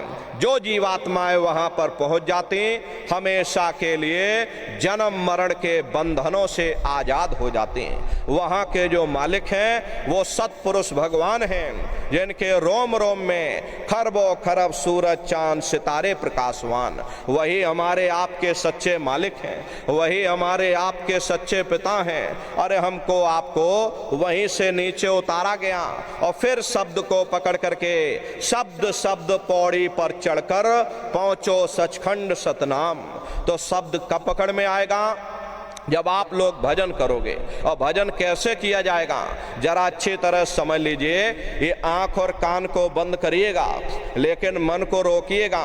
ऐसे समय पर तुम्हारा ये मन जरूर भागेगा। अभी आप यहाँ सत्संग में बैठे हो, शरीर भले तुम्हारा यहाँ बैठा लेकिन मन सारी दुनिया में भाग रहा। अब किसी को कोई बात याद आ गई, मन आपस में बातचीत करने लगा। कोई बाल बच्चों को घर में छोड़कर आया, मन बाल बच्चों में पहुंच गया। कोई दुकान दफ्तर छोड़ करके आया, मन दुकान दफ्तर में पहुंच गया। कोई खेती बाड़ी छोड़ करके आया, शरीर बेचारा यहाँ बैठा, मन खेत में पानी लगा रहा। तो ऐसे भजन से कोई लाभ नहीं होगा। जिन्होंने मार मन डाला उन्हीं को सूरमा कहना। अगर दुनिया में कोई हमारा दुश्मन है वो केवल हमारा ये मन है। अरे मन रूपी रावण कब मरेगा? जब 9 द्वारों पर फतेह हासिल करके तुम यहाँ 10वें द्वार पर चढ़ जाओगे तब सही मायने में दशहरा मनाई जाएगी। अरे बाहर की दशहरा नहीं है जो लकड़ी का रावण बना देते हो और फूंक फांक करके घर चले आते, कहते भाई हमने रावण मार दिया। अरे महात्माओं ने कहा था भाई सही मायने में तुम दशहरा कब मनाओगे? जब 9 द्वारों पर फतेह हासिल करके तुम यहाँ 10वें द्वार पर चढ़ जाओगे तब सही मायने में विजयदशमी मनाई जाएगी। तब ये मन रूपी रावण तुम्हारा मरेगा और तब तुम्हारी ये जीवात्मा, अरे इसी जीवात्मा को महात्माओं ने राम भी कहा। हम कोई अपने मन से नहीं कह रहे। अरे आपके रामचरित्र मानस में लिखा, एक राम दशरथ का बेटा, एक राम घट घट में लेटा, एक राम का शकल पसारा और एक राम है सबसे न्यारा। एक वो राम है जो अयोध्या के वासी हैं और एक राम घट घट में लेटे। यानी हमारी आपकी ये जीवात्मा जो हर एक के अंदर मौजूद है, महात्माओं ने कहा भाई एक वो राम है और एक राम का शकल पसारा। यानी पहले स्थान के मालिक वो निरंजन भगवान जिनको दुनिया त्रिलोकीनाथ कहती है, जिनका ये पूरा पसारा, ये पूरा संसार है। महात्माओं ने कहा भाई एक वो राम है और एक राम है सबसे न्यारा। 5वें स्थान के मालिक वो सत्पुरुष भगवान जो हमारे आपके सच्चे पिता हैं। महात्माओं ने कहा भाई एक वो राम है। तो महात्मा तो उस राम की महिमा गाते हैं। मोटी बात आप पकड़िए कि भजन कैसे करोगे। तो ये आंख और कान को बंद कर लेना, ऊंचा ध्यान दे करके गौर से सुनिएगा। शुरू में सीटी जैसी आवाज आप सभी को सुनाई पड़ेगी, उसे पकड़ लेना, सुनते सुनते उसी में लीन हो जाओ। जब आप उसमें लीन हो जाओगे तो कुछ समय बाद में दोबारा आपको अनुभव होगा कि कहीं बड़ी दूर से एक महीन आवाज, घंटे और शंख की आवाज हमारे कानों में बज रही। और जब घंटे शंख की आवाज आपको सुनाई पड़ने लग जाए तब आप सीटी की आवाज को छोड़ देना और घंटे शंख की आवाज को पकड़ लेना। एक बार प्रेमी भाई बहनों आप उस आवाज को पकड़ लो, फिर वो आवाज आपको नहीं छोड़ेगी, खींच करके शरीर से बाहर कर देगी। रोज आना, रोज जाना, रोज ब्रह्मांडों की सैर करना, रोज देवी देवताओं के दर्शन करना, रोज राम और कृष्ण के दर्शन करना और घूम करके फिर अपने शरीर रूपी घोंसले में वापस आ जाना। तो सुमरन, ध्यान और भजन 3 क्रियाएं आपको बताई गई। रास्ता सच्चा है, नित्य नियम से करिएगा, नागा नहीं होना चाहिए। अरे शरीर को भोजन देते हो, सुबह दोपहर शाम रात खाते रहते, लेकिन कभी आपने विचार ये नहीं किया, ये जीवात्मा जो जन्म जन्मांतरों से बेचारी भूखी प्यासी बैठी है और जिसकी शक्ति से तुम्हारा इतना बड़ा ये शरीर चल रहा, तो कभी अपनी जीवात्मा को तुमने भोजन नहीं दिया। अरे इसका भोजन भजन है, इसका भोजन शब्द है, इसका भोजन नाम है। अपना ये नियम बनाओ कि पहले हम अपनी जीवात्मा को भोजन देंगे, फिर अपने शरीर को भोजन देंगे। अगर ये नियम बन गया, अरे तुम्हारा लोक भी बन जाएगा और तुम्हारा परलोक भी बन जाएगा। प्रेमी भाई बहनों, उस मालिक को पाने के लिए तुम्हें घर बार छोड़ने की जरूरत नहीं है, तुम्हें समाज छोड़ने की जरूरत नहीं है, तुम्हें जात बिरादरी बदलने की जरूरत नहीं है। अरे जात पात के रगड़े झगड़े ये हमारे अपने नहीं है, ये सिर्फ हमारे मन की खुराफात है। अरे आप सभी लोग बुद्धिमान हो, अपनी अपनी बुद्धि से आप सभी लोग जरा विचार करिएगा। जब गुरु नानक साहब नहीं आए थे तब कोई सिख नहीं था, जब मोहम्मद साहब नहीं आए थे तब कोई मुसलमान नहीं था, जब ईसा मसीह साहब नहीं आए थे तब कोई ईसाई नहीं था, और पीछे लौटते चले जाओ तो केवल मनुष्य मनुष्य रह जाते। ये रगड़े झगड़े किसने पैदा किए?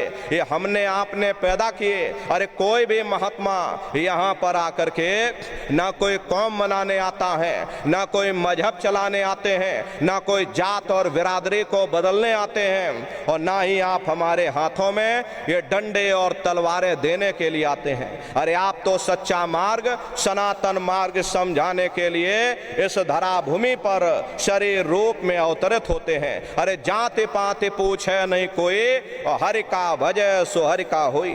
लोग यहाँ जात पात बनाते बनाते यहीं रह गए, लेकिन प्रेमी भाई बहनों, जब तुम्हारी ये जीवात्मा इस मनुष्य रूपी चोले को छोड़ करके ऊपर जब आप धर्मराज की कचहरी में पहुंचोगे, तो वहां ना तुमसे ये पूछा जाएगा कि भाई तुम किस जाति के हो, या तुम किस कौम के हो, या तुम किस मजहब के हो।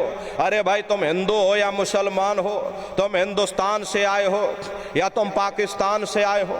अरे वहाँ तुम्हारे कर्म देखे जाएंगे, भक्ति भाव देखा जाएगा, मालिक से मिलने का प्रेम और प्यार देखा जाएगा। इसीलिए महात्मा समझाते हैं, भाई मालिक को पाने के लिए तुम्हें जात बिरादरी बदलने की जरूरत नहीं है, तुम्हें समाज छोड़ने की जरूरत नहीं, तुम्हें घर परिवार छोड़ने की जरूरत नहीं, तुम्हें बाल बच्चे छोड़ने की जरूरत नहीं, तुम्हें जंगलों पहाड़ों में भटकने की जरूरत नहीं। अरे भाई अपने अपने घर परिवार में रहो, अपने अपने बाल बच्चों के साथ रहो, अपने अपने समाज में रहो, समाज के रीत नीति के अनुसार रहो, मेहनत और ईमानदारी से काम करो, और 24 घंटे में घंटा 2 घंटा अपनी जीवात्मा के कल्याण के लिए सुरत शब्द नाम की कमाई यानी सुमरन ध्यान और भजन करिएगा।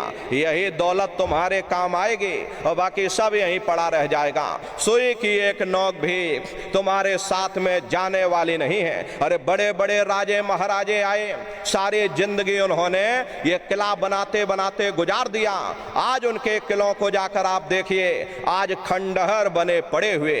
विश्व विजेता सिकंदर सारी दुनिया पर राज करने का ख्वाब देखता था, वो भी मुट्ठी खोल करके चला गया। अरे कोई क्या साथ लेकर जाएगा? जो चीज तुम्हारे साथ में जाने वाली वो केवल परमात्मा की भक्ति है। इसलिए प्रेमी भाई बहनों, वो दौलत कमा लो जो अंत समय में तुम्हारे काम आवे, वरना ये समय तुम्हारा निकलता जा रहा, ये श्वासों की पूंजी ये दिन प्रतिदिन कम होती जा रही। एक समय ऐसा आएगा ये बुलबुला तुम्हारा फूट जाएगा, फिर ना जाने ये मनुष्य शरीर तुमको मिले ना मिले। अरे भटकते रह जाओगे युगों युगों के लिए उन नरकों और चौरासियों में। इसलिए प्रेमी भाई बहनों, अहो भाग्य है आपका, आपको ये मनुष्य शरीर मिल गया। इस मनुष्य रूपी मंदिर में बैठ करके वो आत्मधन कमा लो, वो रूहानी खजाना कमा लो, जिससे तुम्हारी जीवात्मा का कल्याण हो जावे। तो सुमरन ध्यान और भजन नित्य नियम से आप लोग करिएगा। और देखिए प्रेमी भाई बहनों, हमारी आपसे प्रार्थना है कि आप लोग सभी लोग शाकाहारी रहिएगा, क्योंकि हमारे गुरु महाराज ने शाकाहार पर विशेष जोर दिया। गुरु महाराज हमारे कहते थे, हे बच्चे बच्चियों, तुम लोग शाकाहारी रहना, शाकाहार का प्रचार करते रहना, इसी से देश और दुनिया में भारी परिवर्तन होगा। प्रेमी भाई बहनों, परिवर्तन कोई कानून बनाने से नहीं होता, परिवर्तन कोई आंदोलन या तोड़फोड़ करने से नहीं होता। परिवर्तन तब होता है जब लोगों के विचार बदलते हैं, लोगों की भावनाएं बदलती हैं, और विचार जब बदलेंगे जब लोगों का खान पान शुद्ध होगा। अरे देसी कहावत है भाई, जैसा खाए अन्न और वैसा होए मन। जब इंसान पशुव्रती भोजन करेगा तो उसकी बुद्धि स्वतः ही पशुओं जैसी हो जाएगी, सोच विचार उसका चिंतन स्वतः ही पशुओं जैसा हो जाएगा। फिर जिस शराब के नशे में माँ बहन बेटी की पहचान खत्म हो जाए, उस शराब को पी करके यह कैसे पता चलेगा कि क्या अच्छा और क्या बुरा है। यही कारण है कि आज घर समाज में ये दुनिया भर के अत्याचार और दुनिया भर के व्यभिचार फैले हुए। अरे हम लोग देखिए मंदिर बनवाते हैं, उन मंदिरों में नहा धो करके जाते हैं, कहते भाई परमात्मा के रहने की जगह है, हमको नहा धो करके जाना चाहिए, फूल अगरबत्ती ले जाना चाहिए। कोई उन मंदिरों में कूड़ा कचड़ा नहीं डालता। अगर कूड़ा कचड़ा डालोगे तो आपस में लाठियां चल जाएंगी। फिर ये जो हरि मंदिर है, ये पंच भौतिक शरीर जिसे महात्माओं ने हरि मंदिर कहा, इसमें तुम हाड़ मांस के लोथड़े डालते हो, इसमें तुम शराब के कतरे डालते हो। अपने बनाए हुए मंदिर की आप कद्र करोगे और परमात्मा के बनाए हुए इस हरि मंदिर को तुमने जीते जी कब्रिस्तान बना दिया तो सख्त सजा मिलेगी। अरे महात्माओं ने लिखा है कि तिल भर मच्छी खाई के कोट गऊ दे दान, और काशी करवट जा मरे और निश्चय नरक निदान। यदि तिल भर भी मच्छी खा करके फिर चाहे कोटान कोट तुम गौओं का दान करो और काशी में जा करके और मत्था रगड़ते रगड़ते अपनी पूरी जिंदगी वहां पर गुजार दो, फिर भी तुमको तुम्हारे गुनाहों की सजा मिलेगी, कोई बच नहीं सकता। क्योंकि ये कर्म भूमि है, यहाँ तुम जैसा कर्म करोगे वैसा फल तुमको मिलेगा। देखिए इस कर्म भूमि पर कृष्ण भगवान तक नहीं बच पाए। उस समय बाली को छिप करके बाण मारा था, और वही बाली कृष्ण अवतार में बहेलिया बन करके आ गया, और कृष्ण भगवान के पैरों में पद्म चमकता था, और हिरण की आंख समझ करके और बहेलिये ने निशाना मार दिया। और जब पास में आकर के देखा कृष्ण भगवान थे, अफसोस करने लगे। लेकिन कृष्ण भगवान ने उसको समझाया कि भाई इसमें तुम्हारा कोई दोष नहीं, उस समय हमने तुमको मारा, आज तुमने हमको मार दिया, हमारा तुम्हारा अदला बदला पूरा हो गया। कर्म प्रधान विश्व रच राखा, जो जस करे सो तस फल चाखा। ये कर्मों का ऐसा देश है, यहाँ तुम जैसे बीज बोगे वैसे ही फसल काटोगे। यदि हम अपनी जिह्वा के लिए बेजुबान जानवरों की गर्दन पर छुरियां चलाएंगे तो एक समय हमारा भी आएगा, हमारे भी गर्दन पर छुरियां अवश्य चलेंगी। इसलिए प्रेमी भाई बहनों, आपसे हमारी प्रार्थना है कि आप लोग शाकाहारी रहिएगा। अरे तरह तरह की बीमारियां जो आज के समय में आ रही, इसका मुख्य कारण एक ही है, लोगों का खान पान गंदा हो गया। अरे अपनी बुद्धि से विचार करिएगा, इंसानों के खून में जब जानवरों का खून मिल जाएगा, इंसानों के अंदर जब जानवरों के कीटाणु पहुंच जाएंगे तो न जानवरों की दवा काम में आएगी और न इंसानों की दवा काम में आएगी। तो परिणाम क्या होगा? ऐसी महामारियां फैलेंगी। इसलिए प्रेमी भाई बहनों, आपसे हमारी प्रार्थना है कि आप लोग शाकाहारी रहिएगा। कोई ऐसा नशा मत करना जिससे बुद्धि तुम्हारी पागल हो जाए और घर में माँ बहन बेटी की पहचान खो दो। अरे आप अपने आप को कट्टर हिंदू मानते हो, अरे भाई हम कट्टर हिंदू हैं, हमसे बड़ा सनातनी दुनिया में कोई नहीं। हम धर्म के ठेकेदार हैं, हम राम को मानने वाले हैं और हम कृष्ण को मानने वाले। अरे भाई, आप राम को मानते हो और आप कृष्ण को मानते हो तो उनके आदर्शों पर भी चलना सीखो। भगवान राम ने कभी नहीं कहा कि तुम मांस खाओ, या कृष्ण ने कभी नहीं कहा कि तुम शराब पियो। जितने देवी देवता अवतार हुए सभी यही कह करके गए कि अहिंसा परमो धर्मा। अगर हमने किसी को बनाया नहीं तो मिटाने का अधिकार हमारे पास नहीं। अरे आप इंसान हो, इंसान का काम है दया करने का, दया धर्म का मूल है। इसलिए आप जीवों पर रहम करो, रूहों पर रहम करो। सभी लोग शाकाहारी रहना और शाकाहार का प्रचार अपने अपने क्षेत्रों में बराबर आप लोग करते रहिएगा। अरे सतयुग कैसे आएगा भाई? रामराज कैसे आएगा? रामराज कोई नारा लगाने से नहीं आएगा, रामराज कोई भाषण देने से नहीं आएगा। रामराज जब आएगा जब लोगों के अंदर अच्छे विचार आएंगे। वरना राम के समय में भी रावण जैसे असुर होते थे, कृष्ण के समय में भी कंस जैसे असुर होते थे। अरे तब भी लड़ाइयाँ होती थी, तब भी युद्ध हुआ करते थे। रामराज का मतलब है अच्छे विचारों का आना। और अच्छे विचार जब आएंगे जब हर इंसान मानव धर्म का पालन करेगा। मानव धर्म क्या कहता है? सत्य, दया, अहिंसा, प्रेम और करुणा, यही मानव धर्म का आधार है। और जब मानव के अंदर मानवता आ जाएगी, मानव के अंदर दया आ जाएगी, मानव के अंदर करुणा आ जाएगी, ये मानव दूसरों की पीड़ा को अपनी पीड़ा समझने लगेगा। और जब इंसान के अंदर इंसानियत आ जाएगी तब सही मायने में देश में राम राज आ जाएगा। इसीलिए महात्माओं ने कहा है भाई, राम राज को लाना है तो पहले मानव धर्म अपनाना है। मानव को पहले मानव धर्म अपनाना पड़ेगा। इसीलिए प्रेमी भाई बहनों, हमारे गुरु महाराज कह कर गए, बच्चा गांव गांव में जा कर के तुम हमारे संदेशों को सुनाओ। सभी लोगों, सत्संगी जितने भी गांव गली हैं, जितने भी आसपास के क्षेत्र के लोग हैं, उनको हमारा संदेश जा कर के सुनाओ। सभी लोग शाकाहारी हो जाएं, सभी लोग सदाचारी हो जाएं, सभी लोग चरित्रवान हो जाएं, आंखों में माँ बहन बेटी की पहचान कायम हो जाए। तो जब हमारा ये गांव बदल जाएगा तो पूरा समाज बदल जाएगा। निश्चय एक कलयुग में सतयुग आ जाएगा।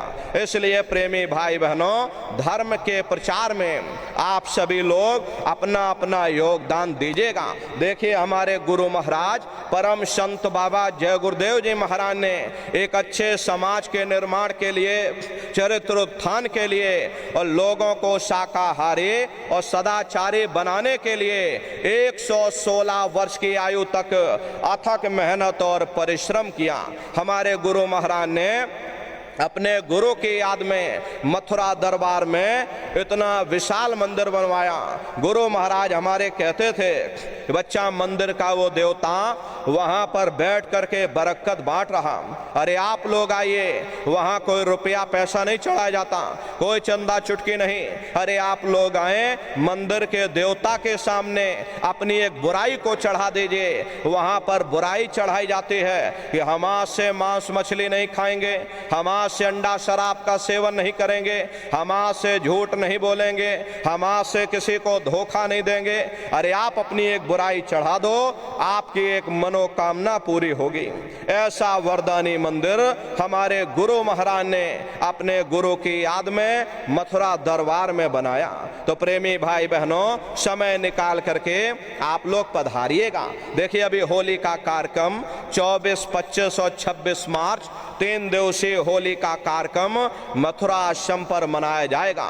देश के कोने कोने से दसियों लाख की संख्या में सत्संगी प्रेमी भाई बहन मथुरा दरबार में पधारते हैं। उनके रहने ठहरने के लिए वहां अलग अलग जिलों के टेंट रावटी डेरे लगाए जाते हैं। भोजन पानी के लिए अलग अलग जिलों के वहां पर निःशुल्क भंडारे बराबर चलते रहते। प्रेमी भाई बहनों, आप लोग समय निकाल करके होली होली के अवसर पर पधारिएगा। अपने आश्रम पर एक छोटी सी गौशाला भी है।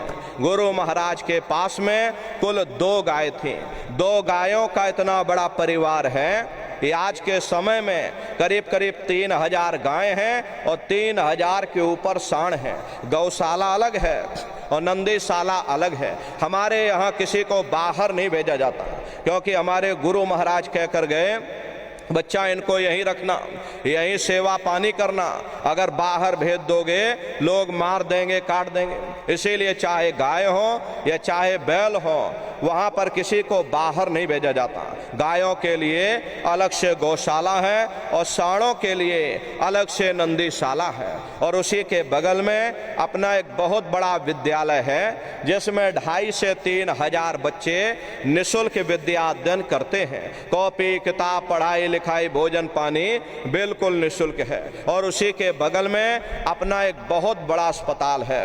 प्रेमी भाई बहनों, वो गुरु महाराज की कर्म भूमि है और गुरु महाराज की जन्म भूमि, जहाँ पर हमारे गुरु महाराज का जन्म हुआ, उत्तर प्रदेश में ही जिला इटावा, ग्राम खितौरा पड़ता है। जैसा भव्य मंदिर मथुरा दरबार में बना हुआ, उसी तरह से भव्य मंदिर गुरु महाराज की जन्मभूमि पर बन करके तैयार हो चुका।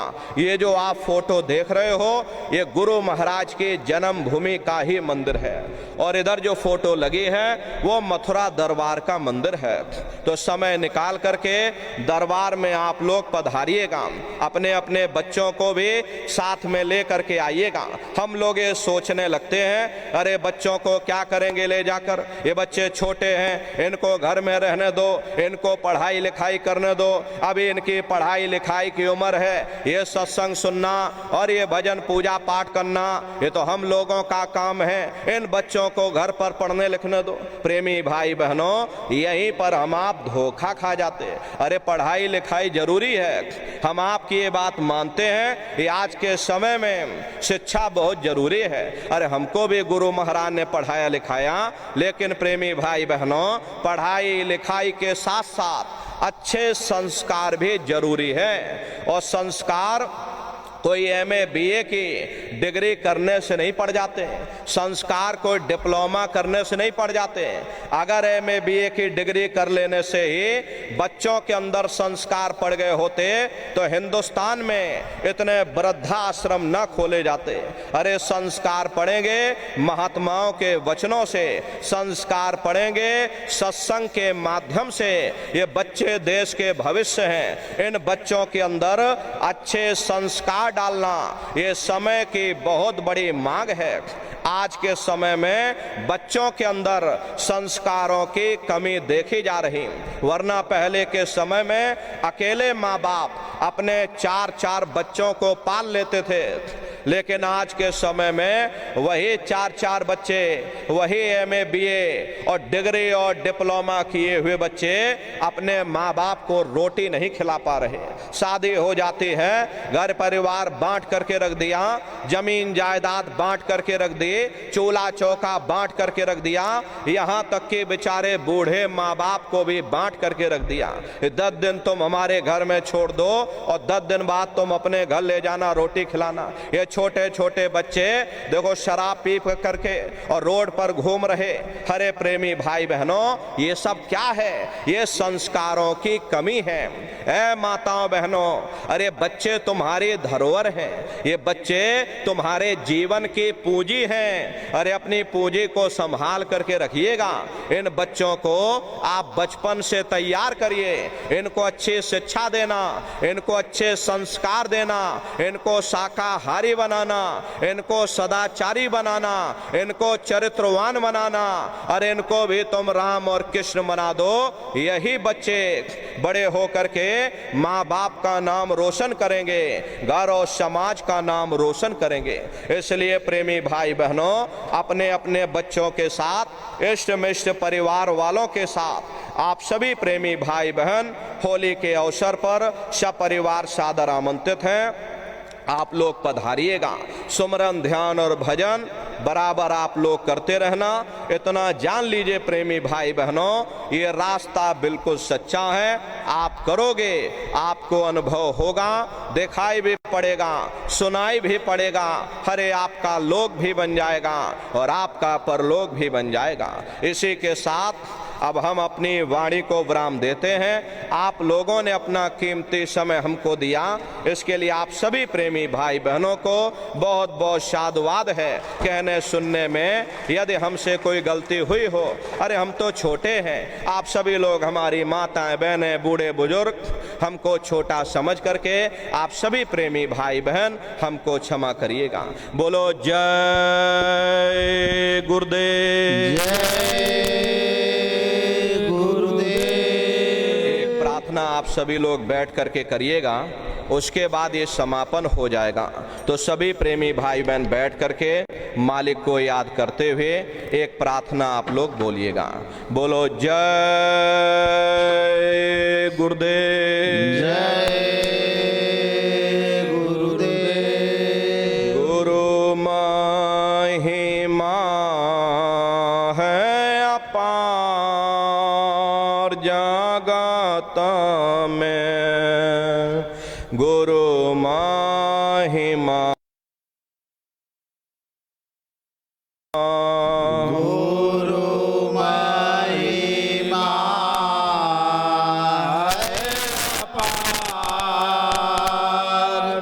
जगत में, गुरु महिमा है अपार। गुरु कृपा से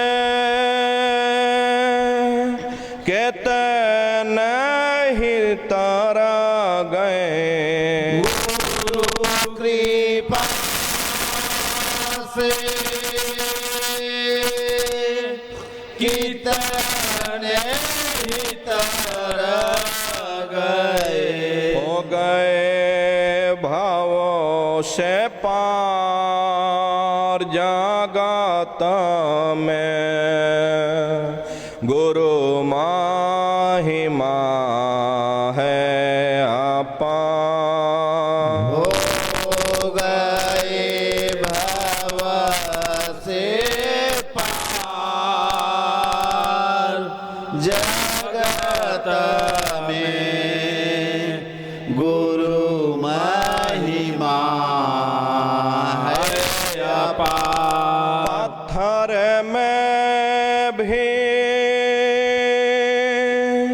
प्राण पुगाते, पत्थर में भी प्राण पुगाते, जाने को चेतना वांथ बनाते, जड़ को चेतना वांथ बनाते, प्रेम दया भंडार जगत में, गुरु महिमा है अपार। प्रेम दया भंडार जगत में, गुरु महिमा है अपार। सब प्रेमी मिला जोले कर गाओ, सब प्रेमी मिला जुल कर गाओ, गुरु नाम के धूम मचाओ, गुरु नाम की मचाओ। गुरु नाम है सार जगत में, गुरु महिमा है अपार। गुरु नाम है सार जगत में, गुरु महिमा है अपार। गुरु महिमा है अपार जग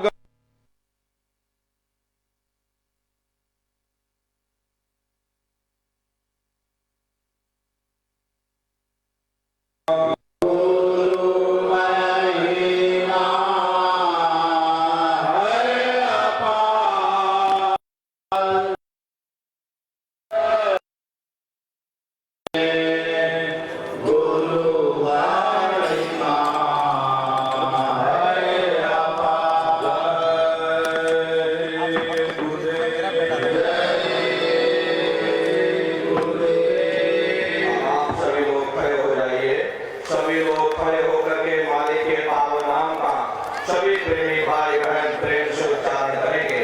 बोलो जय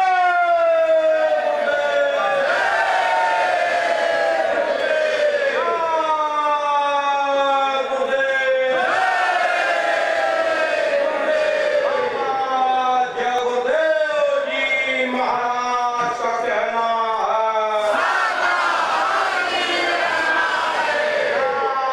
खाने से होगी भाई, खाने से हुए फरार, जोड़ कर बिने हमारे जी की अर्जी है। जय गुरुदेव जी महाराज का कहना है जय गुरुदेव।